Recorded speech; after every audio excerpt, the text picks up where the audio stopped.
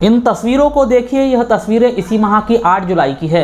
इन तस्वीरों में साफ तौर पर देखा जा सकता है शहर के वार्ड क्रमांक 5 में स्थित मकानों में कितना जलभराव हुआ था। अब स्वाभाविक सी बात है, जलभराव हुआ था तो नुकसान भी हुआ होगा, लेकिन कितना नुकसान हुआ है इसका अब तक कोई आधिकारिक आंकड़ा सामने नहीं आया है। दरअसल राजस्व विभाग ने इस वार्ड में अब तक नुकसानी का कोई सर्वे नहीं किया है, जबकि बीते दिनों युवा नेता आशुतोष बिसेन ने एसडीएम को वार्ड क्रमांक 5 सहित क्षेत्र का सर्वे करवाकर प्राकृतिक आपदा से प्रभावित लोगों को मुआवजा प्रदान करने की मांग करते हुए एक ज्ञापन सौंपा था। लेकिन अधिकारी तो ठहरे अधिकारी, उन्होंने शायद इस ज्ञापन को कचरे की टोकरी में डाल दिया होगा। अगर ऐसा ना हुआ होता तो वार्ड क्रमांक 5 में कोई सर्वे जरूर होता। विभाग ने अपना काम नहीं किया तो हमने 10 दिन बाद वार्ड क्रमांक 5 का अपने स्तर से एक सर्वे किया ताकि नुकसानी का आकलन लगाया जा सके। हमने इस वार्ड में सिंधी कॉलोनी को छोड़कर अन्य पीड़ित परिवारों से मुलाकात की, जिनके घरों में जलभराव होने के कारण नुकसान हुआ। कई परिवारों के आवश्यक दस्तावेज, अनाज, इलेक्ट्रॉनिक उपकरण, ओढ़ने और बिछाने के कपड़े, सोने चांदी के जेवरात तक बर्बाद हो गए। घरों के बर्तन तक पानी के बहाव में बह गए। इस वार्ड में 2 परिवार ऐसे भी मिले जिन्होंने अपना पक्का मकान छोड़कर दूसरे वार्ड में किराए के मकान में शरण ले ली। 8 जुलाई को आई आपदा के बाद आज भी कई गरीब परिवार जो दिहाड़ी मजदूरी कर अपना परिवार पालते हैं, वह सामान्य जीवन नहीं जी पा रहे हैं। कोई विधायक नहीं, कोई नहीं आया। नहीं। इसके पहले भी आपकी दुकान में जो पानी का जलवा हुआ था? 2017 या 18 में आया था सर, ऐसे ही पानी। उस समय यहाँ के विधायक केडी देशमुख थे। उस समय वो आए थे जब पानी आया था और यहाँ पे आए भरा था। उस समय आए थे और सब व्यक्ति की घूम घाम की दिए थे। उसके बाद उन्हें 5-5 हज़ार दिलाए थे हर किसी घर वाले को। विधायक महोदय केडी देशमुख जी, केडी देशमुख किया था। अभी अपने जो पार्टी जी विधायक महोदय है? नहीं सर, ये तो दिखे ही नहीं सर। अभी तक यहाँ पे आए भी नहीं, उन्हें जानकारी भी नहीं ली किसी प्रकार की। नहीं, दिक्कतें तो बहुत आ रही हैं। ऐसा है सफाई करना, ये सारी चीज़ें, जिसमें हमारे तो दूसरे के यहाँ से पानी लेना पड़ रहा है। अनाज तो थोड़ा अवेरा गया पर बहुत सारा नुकसान है। अच्छा, क्या उस पूरी घटना के बाद 8 जुलाई के बाद प्रशासन का कोई अधिकारी आया आपसे पूछने कि कितना नुकसान हुआ है? नहीं, कोई नहीं आया पूछने अभी तक नहीं आया। नहीं, कोई भी पूछने नहीं आया इस तरीके का। नहीं भैया, प्रशासन से तो कोई भी नहीं आया। नगर पालिका से कुछ लोग आए थे, सिर्फ उनने इतना बोले कि खाना खाने के लिए आपको आना है और रहने की व्यवस्था की गई है, बस इसके अलावा कोई दूसरी बात तो नहीं हो पाई। अच्छा, ये कब हुआ था? नगर पंचायत के लोग कब आए थे? भैया जिस दिन हमारे यहाँ पानी भरा था उसी दिन। अच्छा, उसके बाद कोई भी नहीं आया। कोई भी नहीं आया। अच्छा, इस जो जलभराव हुआ था उसमें कितने का नुकसान होने का अनुमान है और क्या क्या नुकसान हुआ है आपको? भैया हमारे यहाँ गेहूँ प्लस चावल और फ्रिज और कुछ दस्तावेज थे और ऐसे छोटे मोटे कई चीज़ें ऐसी नुकसान हो गई और बह गई। एक मोटा अनुमान। हमारे दीवान ख़राब हो गया। हमारे का दीवान है, ड्रेसिंग है, अनाज में चावल, गट्टी, गेहूँ, ये सब ख़राब है। प्याज ख़राब हुई। मेरी शॉप में भी पानी भरा और ड्रेसिंग थी।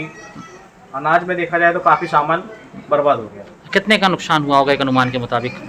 50,000 से 1 लाख के अराउंड बीच में आएगा जो नुकसान हुआ है, जिसकी भरपाई कुछ भी नहीं है।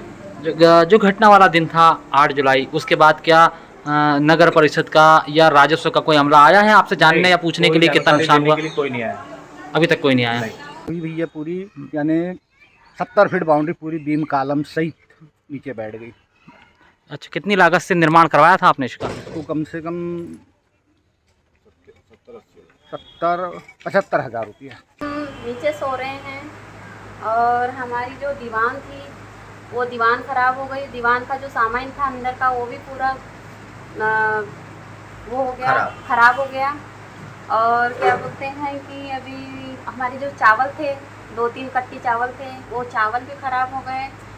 और जो किराना था बाकी बहुत बचा हुआ, वो किराना भी पूरा ख़त्म हो गया, ख़राब हो गया।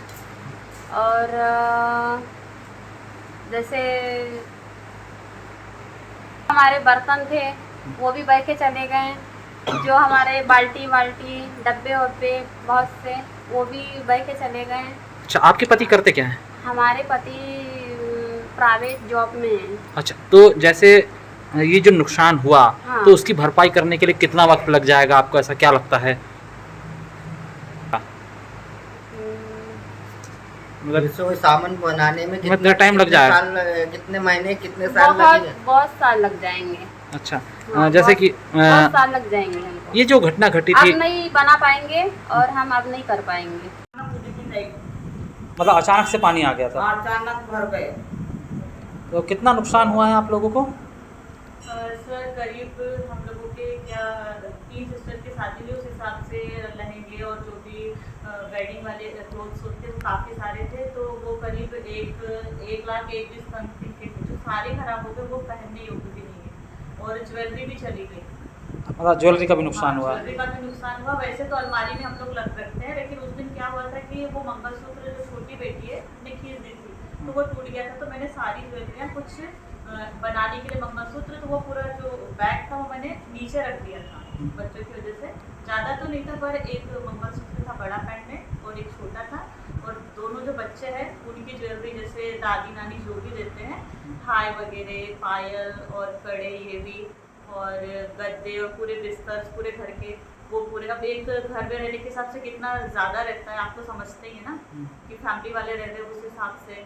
और सारी मशीनें भी चली गई, तो उसमें वॉशिंग मशीन हो गया, फ्रिज हो गई, प्रिंटर था वहाँ पे, सोफ़ा पूरा बर्बाद हो गया, प्लाई वाले बेड थे वो चले गए, और काफ़ी सारा नुकसान हुआ सर हमारा, बहुत ज़्यादा। एक घर के मेंटेनेंस में, उस घर को हमने पेंट ही करवाया था, तो उसमें मेरा 40,000 का बजट आया था। मतलब ये जो बाढ़ आई इसने सब कुछ तबाह कर दिया, कुछ तबाह कर दिया। अब हम लोगों को बहुत ज़्यादा परेशानी का सामना करना पड़ा। हमें तो इतनी ज़्यादा दिक्कत महसूस हो रही थी कि मैं तो इतना ज़्यादा घबरा गई थी कि मैं अपनी बच्ची को कैसे निकालूं 4 महीने की। तो फिर भाई भी नहीं था उस टाइम पे प्रेजेंट में, और पापा भी ऑफिस गए थे, तो भाई ने तुरंत दोस्तों को पहुँचाया, फिर उनने बच्चे को निकाले वहाँ से। मेरी तो हिम्मत ही नहीं थी कि मैं बच्चे को भी बाहर निकाल पाऊँ। मतलब मुझे तो ऐसा लग रहा है कि मैंने उस दिन बिल्कुल मौत को करीब से देख लिया। मैं तो बहुत ज़्यादा डर गई, और मेरा कंटिन्यू 3 दिन से सर दर्द हो रहा है कि ऐसा कैसे हो गया हादसा करके। जैसे कि आप बता रहे थे कि सोने चांदी के जेवरात थे, तो वो मिले या गुम हो गए पानी में? नहीं, वो तो मुझे समझ ही नहीं आया। मैं तो वहाँ गई नहीं, मेरी हिम्मत नहीं, मम्मी लोग गए थे तो वहाँ पे नहीं मिले। शायद पायल एक मिली ही बोल रहे हैं, 1-2 जोड़ी कुछ मिला होगा, ज़्यादा नहीं था, लेकिन वही एक पेंडेंट था और एक छोटा वाला मंगलसूत्र। मतलब वो गुम हो गया है? हाँ, वो नहीं मिला हमको। और ये लोग जा रहे थे वहाँ पे, इतने डिप्रेशन में आ रहे हैं कि वो कुछ कर ही नहीं पा रहे। वहाँ पे इतनी हिम्मत ही नहीं बची। तब वो भाई है, वो उज्जैन संभाग में, अभी आगरा डिस्ट्रिक्ट में, वो वहाँ से आएगा तब वो कर पाएगा मेंटेनेंस। और पापा भी बहुत ज़्यादा डिप्रेस्ड हो गए और मम्मी भी। अच्छा, मतलब इसीलिए आप लोगों ने जो है वो घर अपना छोड़ करके यहाँ किराए से रहने के हम लोग तुरंत में आए यहाँ पे। और इसके लिए हमने पहले भी एप्लीकेशन लगाए थे कि इसका काम कार्य किया जाए, दिक्कत होगी। और राशन भी करीब 8-9 हज़ार का था, सब बर्बाद। हाँ, क्योंकि वहाँ पे 2-3 फैमिली रह रही ना सर। मैं और मेरी सिस्टर भी, दोनों की डिलीवरी के बाद हम यहीं पे स्टे कर रहे थे, और मम्मी पापा सब लोग यहीं पे थे। बहुत ज़्यादा लॉस हो गया हमारा। मोटर भी दो मोटर भी चली गई, पानी की मोटर वहीं खराब हो गई सब। 2 वॉशिंग मशीन है। अच्छा, ये जो पूरी घटना घटी है, मतलब जैसे जलभराव हुआ है, किसे दोषी मानते हैं आप लोग? कहाँ चूक समझ में आ रही है आप लोगों की? देखिए सर, हमारा तो जो प्रोसेस वाइज था, हमने नगर पालिका में एप्लीकेशन लगाए, और वहाँ से कामयाब। मैं तो उज्जैन में हूँ, आगर में जॉब करती हूँ, लेकिन अब ये घर जो है मेरे नाम पे है, तो उस हिसाब से मैं अभी 4 साल के बाद अभी मैं यहाँ पे रहने आई, तो मुझे पता चला कि ये नाली का ये प्रॉब्लम है। तो इन लोगों से मैंने पूछताछ की कि ये इतनी गंदगी हो रही है ना, कि नगर पालिका वाले क्या कर रहे हैं। यहाँ पे हमारे 2 छोटे बच्चे हैं, बारिश में है, मैं स्वास्थ्य विभाग में हूँ, बारिश में डेंगू मलेरिया का खतरा रहता है, हमें नुकसान होगा, है ना, बीमारियाँ हो गई तो कौन इसका जवाबदार होगा? हमारी फैमिली को डेंगू हो गया, सडनली प्लेटलेट डाउन हो गया, लोग जिंदगी तक चली जाती है ना, प्लेटलेट डाउन हो जाते हैं, तो फिर उसके लिए क्यों व्यवस्था नहीं कर रहे? पापा ने भी एप्लीकेशन लगाया, फिर मैंने पूछताछ की भाई से, तो उन्होंने भी बताया एप्लीकेशन लगाया था। फिर उन्होंने ये भी बोला कि लास्ट टाइम पिछले साल तो सीएम हेल्पलाइन पे भी कंप्लेन हुई थी, तो फिर शायद वापस ले लिया कंप्लेन, बोले साइन करो, बोले हमको।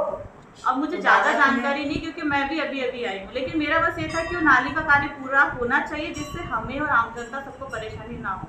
मतलब नगर परिषद की कहीं ना कहीं चूक देख रहे हैं आप तो इसमें? वो चूक है ना सर, इसलिए तो इतना हमको भुगतना पड़ा ना। किसको परेशानी हुई? अगर से हमारे बच्चों को कुछ हो जाता, हमें कुछ हो जाता, तो हमारा परिवार तो तबाह हो जाता ना, 3 फैमिली तबाह हो जाती है। इसमें कौन है इसके लिए जवाबदार? डिप्रेशन में आ गए हम, पूरे डिप्रेशन में आ गए ना हम लोग, और हमें तो कुछ समझ ही नहीं आया 2 बच्चों का क्या करें। अगर से भाई के दोस्त लोग नहीं आ जाते, नगर पालिका वाले जब डूब रहा है तो सोच रहे थे कि उनके बेट के कोई मेरा बेटा उज्जैन से फोन किया, उसके दोस्त सर 5 मैं से ये 10 बोल रही हूँ कि दोस्त आए, जब पर्टिकुलर उन्हें ये हमारी पता बात नहीं नहीं कैसा है, क्या ये रहता कोई है। भी इंसान की बात हो सकती है, किसी के भी साथ हो सकता है। तो प्रशासन ने कार्य अच्छे से करवाए ताकि किसी को दिक्कत ना आए।